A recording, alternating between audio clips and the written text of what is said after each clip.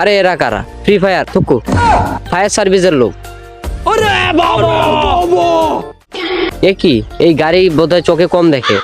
কাকু light off করো।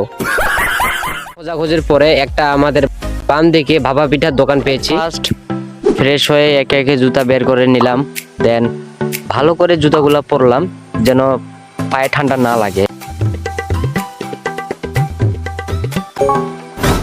এখন আয়নার সামনে এসে চুলগুলো ঠিক করলাম। বাহ, পুরো বাংলা নায়ক। भाई साहब कुछ ज्यादा नहीं हो गया?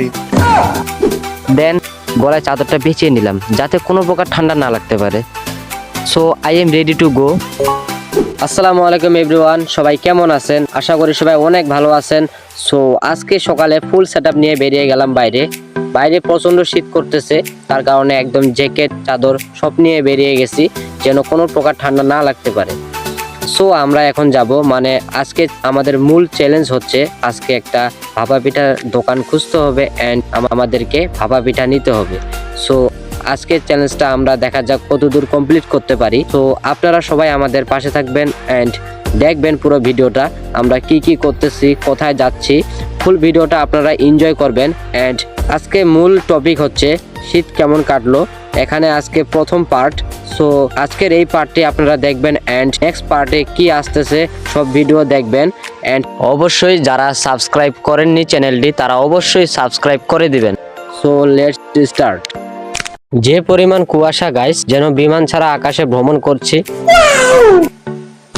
তো গাইস একটু জগিং করতেছি, জগিং করার পরে আমাদের যে চ্যালেঞ্জ আছে সেই চ্যালেঞ্জটা আমরা কমপ্লিট করতে যাব।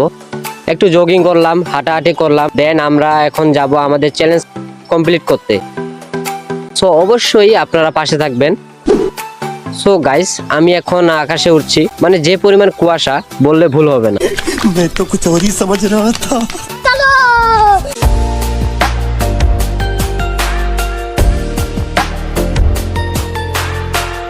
তো অপেক্ষার পর শেষ, মানে একটি দোকান পেয়ে গেছি। আরে এরা কারা? ফ্রি ফায়ার থুকু, ফায়ার সার্ভিসের লোক।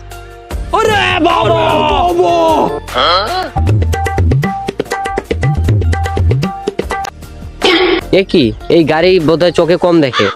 কাকু লাইট অফ করো। তো গাইস অনেক মজা হলো আর না।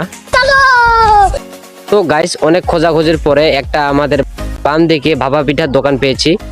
তো সেখানে আমরা যাব অ্যান্ড ভাপা পিঠা ক্রয় করব, কত নিচ্ছে ফুল ভিডিওতে আমরা দেখাবো।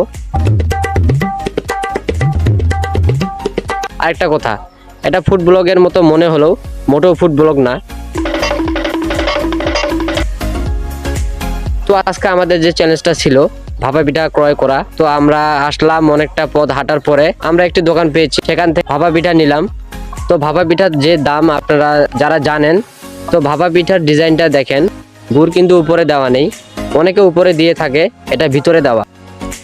অসাধারণ একটি ডিজাইন, তো খেতেও অনেক সুস্বাদু। তো যারা খেতে চান তারা অবশ্যই জানাবেন অ্যান্ড অবশ্যই খেতে আসবেন, আপনাদের সবার দাওয়াত রইল। তো 3 জনে 3টা ভাপা পিঠা খেলাম অ্যান্ড 3টা ভাপা পিঠা বাসায় নিয়ে যাচ্ছি।